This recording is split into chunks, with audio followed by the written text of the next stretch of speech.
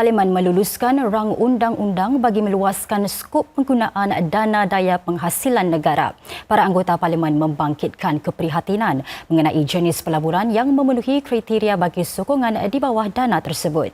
Dana itu menyokong usaha bagi meningkatkan daya penghasilan dan melatih pekerja. Di bawah pindaan yang dilakukan, dana itu antara lain boleh juga digunakan bagi promosi pelaburan. Peningkatan itu pertama kali diumumkan semasa belanjawan negara tahun ini dengan tujuan menarik pelaburan bermutu di samping mewujudkan lebih banyak pekerjaan di Singapura.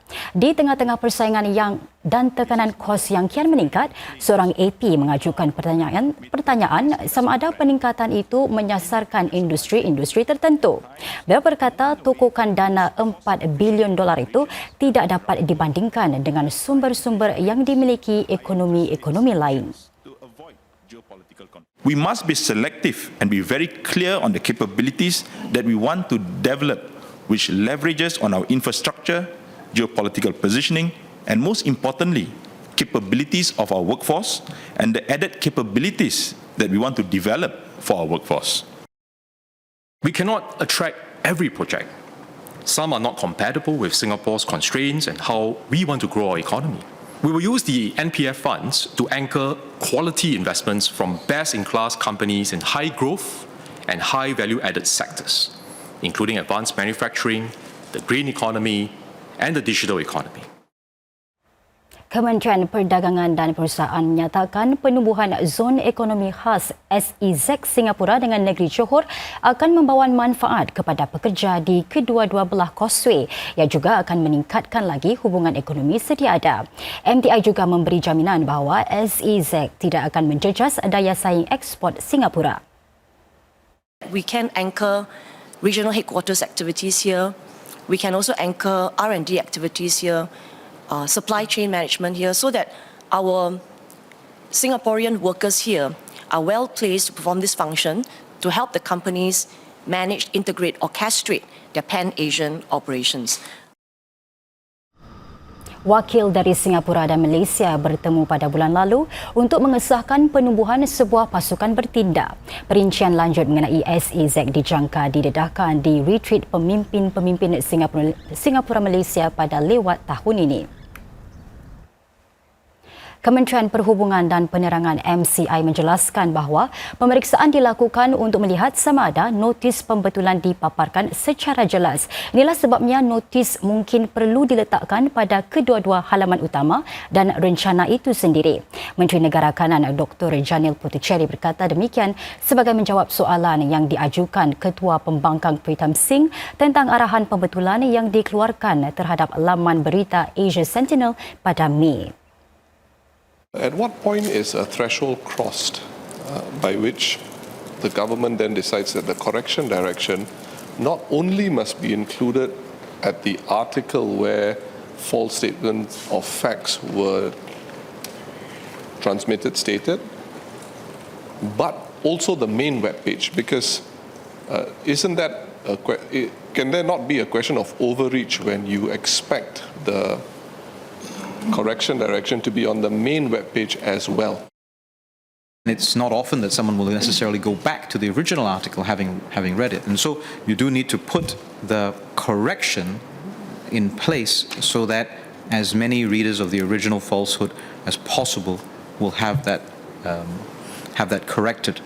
And so we need a variety of tools, and depending on how the site is laid out, depending on how the publisher manages its material, propagates its material, there needs to be some assessment of that done to make sure then that the correction is visible. Menteri Kemampanan dan Sekitaran Grace Fu berkata, rancangan Jepun untuk melepaskan air radioaktif yang sudah dirawat dari loji nuklear Fukushima Daiichi tidak mungkin akan menjejas mutu air laut di dalam dan sekitar Singapura. Menurut Cik Fu, pemantauan yang dijalankan oleh Agensi Makanan Singapura SFA terhadap makanan yang diimport dari Jepun memuaskan. Jepun dijangka melepaskan lebih 1 juta tan air yang sudah dirawat ke dalam lautan Pasifik.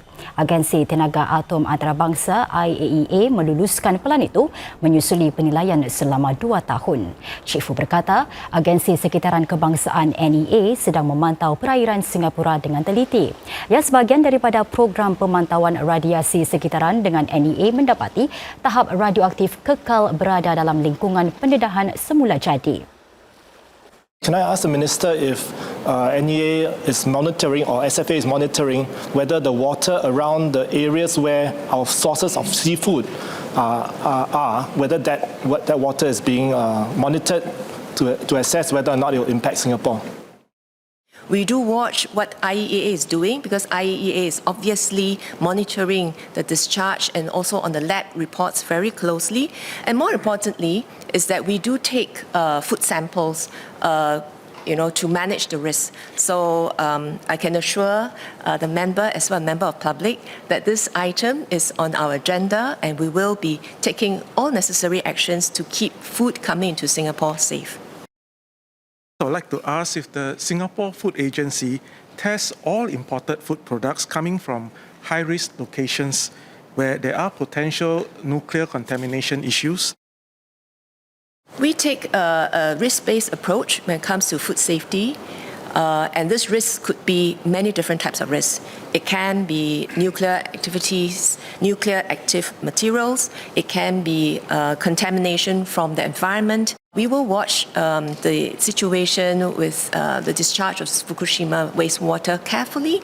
We will also rely on international assessments and we do exchange data and intelligence with other food safety authorities.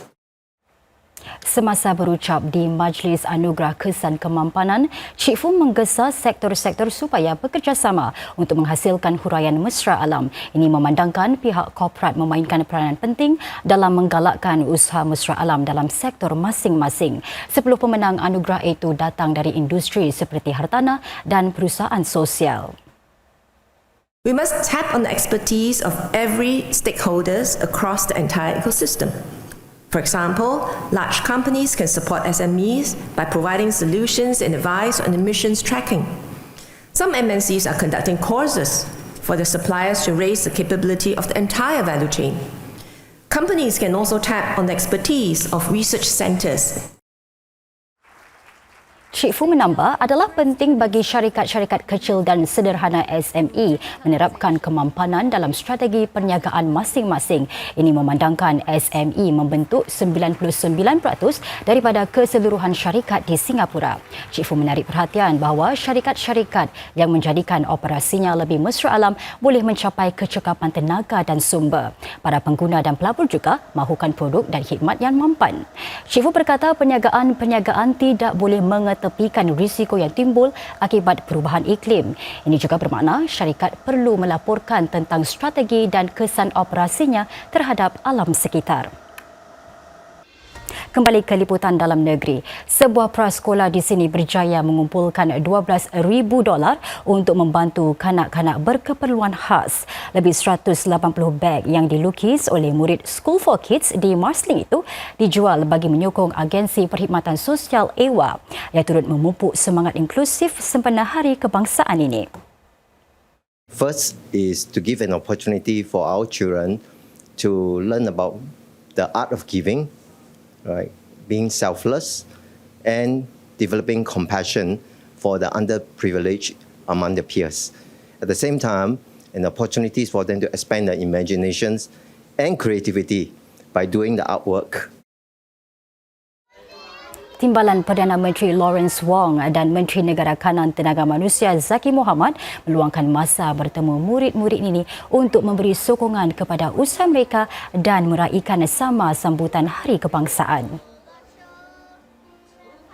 Lebih 2,000 pegawai polis akan berkawal di Padang dan kawasan sekitarnya pada Perbarisan Hari Kebangsaan nanti. Beberapa ciri baru juga akan diperkenalkan demi membantu orang ramai pulang dengan selamat selepas acara tersebut. Ladies and gentlemen, For your safety, please follow the instructions of the ushers and police officers. Thank you. Kamera pemantauan ini lengkap dengan skrin, lampu berkelip dan sistem pembesar suara. Pegawai yang bertugas di pusat kawalan bukan saja boleh memantau keadaan tetapi juga mengarahkan orang ramai ke laluan selamat menerusi mesej audio. Lebih ramai pegawai juga ditugaskan untuk bertindak balas terhadap sebarang kecemasan. Pasukan polis pengawal pantai akan melakukan rondaan untuk mencegah sebarang kemungkinan serangan dari laut. Dan selepas tamatnya Perbarisan Hari Kebangsaan, barisan lampu yang dipasang di lantai dan petanda ini juga akan menunjukkan jalan ke arah stesen MRT berdekatan.